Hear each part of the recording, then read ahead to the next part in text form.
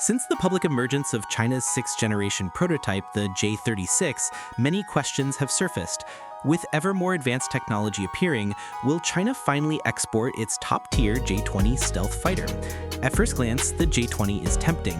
It is a fifth-generation heavy fighter claimed to rival the F-35. Exporting the J-20 would certainly shake up the global fighter market, but the reality is far more complicated. Let's break down why the J-20 is unlikely to be sold abroad, why the J-35 is positioned as China's export champion, and what that means for air power diplomacy. The J-20 was designed from day one as the centerpiece of China's air defense network. Every design choice, from the stealthy shaping to radar-absorbing materials, is classified technology. Exporting a J-20 would be more than selling an aircraft.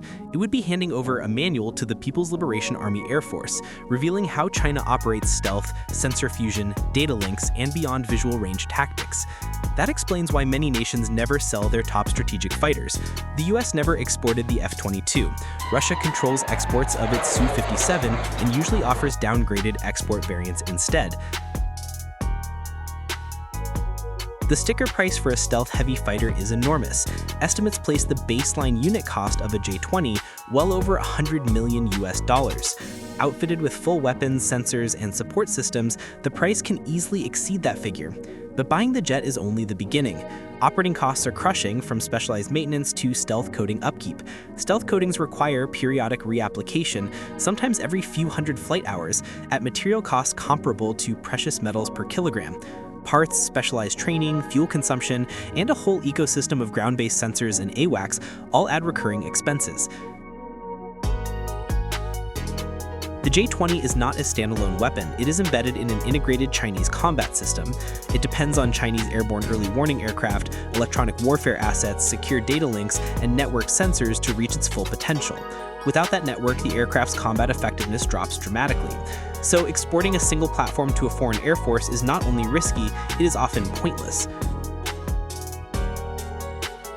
History offers precedent. Major powers keep their strategic weapons close. When Russia sells fighters, it often offers export spec variants deliberately downgraded to protect core capabilities. China can do the same, but the J-20's role as a national symbol and force multiplier makes export highly unlikely. Enter the J-35. Unlike the J-20, the J-35 was conceived with export in mind. From the beginning, designers built an export-friendly variant, simplified systems, reworked radar and avionics that retain capability but protect core secrets. That allows Beijing to offer a competitive, modern, multi-role fighter to international customers without surrendering sensitive stealth secrets. Reportedly, countries such as Egypt and Pakistan have shown interest in such offerings, and export deals can include local production or technology cooperation, a tempting model for buyers under Western embargoes. Pricing and payment options give China an edge. The J-35 is expected to be offered at a price point well below Western fifth-generation fighters. Estimates suggest export J-35 units could be offered under $80 million per airframe, significantly cheaper than comparable Western jets. And China is flexible in payment, including barter, loans, or mining revenue financing, options many buyers find attractive. Are there exceptions? Possibly. For extremely wealthy and politically aligned buyers, a heavily monitored, downgraded J-20 variant could be considered.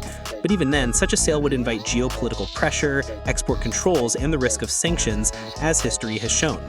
Looking ahead, J-36 and beyond. Advanced technologies that follow the J-20, including next-gen stealth materials, sensor fusion, and even experimental concepts like plasma or directed energy signatures, will likely remain domestic for many years. China will continue to use export variants like the J-35 to expand influence while protecting its strategic edge at home. In short, this is strategic calculus, not just commerce. Export policy balances national security, industrial profit, and diplomatic influence.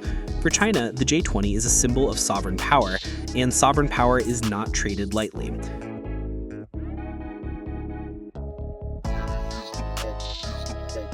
So, will China export the J-20? The most likely answer is no, not wholesale, and not without severe restrictions. Instead, expect China to push export-ready platforms like the J-35 to capture market share, while continuing to develop advanced domestic fighters like the J-20 and the upcoming J-36 for its own strategic needs. The divide between exportable and non-exportable fighters is part of a broader defense industry strategy.